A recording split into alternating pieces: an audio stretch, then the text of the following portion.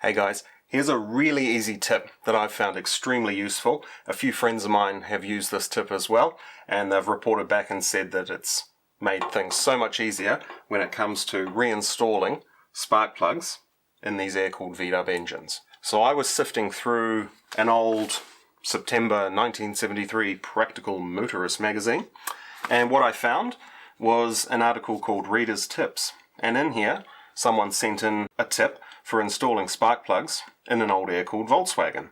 So thank you, Albert, for sending that in, because now I can share it with all of you. So basically all we're going to use is a spare spark plug. It can be an old spark plug, as long as it can thread up together. Let me show you how it works. So the method is basically this. What we do is we take a spare spark plug with its little nib missing. We make sure that our spark plug that we're going to put into the engine has got its nib on there nice and tight. And the two spark plugs come together to make this. So what we've got here is the spark plug that's going into the engine and our spare spark plug here. What we do is we thread this into the engine, and once the spark plug is nice and hand tight within the head, the surface tension on this thread overcomes this one, and this one will back out of the nib nicely, and then we can tighten this up with the socket.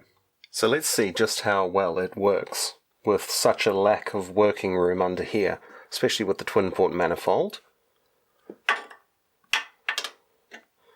And I'm just going to gently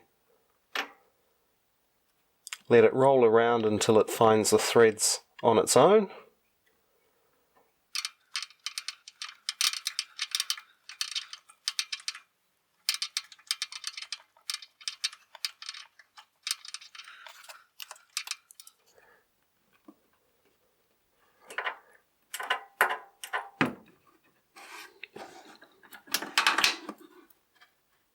So there we are. That was a pretty cool tip for installing spark plugs using really only another spark plug. One thing to note is you do want to make sure that these little nibs on the tips of the spark plugs and the heads haven't come loose. So just check those with your fingers that they are nice and tight, and if they're not, you can give them a little nip up with some needle nose pliers. Other than that, all we need to do is put our socket back in there, tighten up the spark plug a little bit, lead back on, and we're good to go.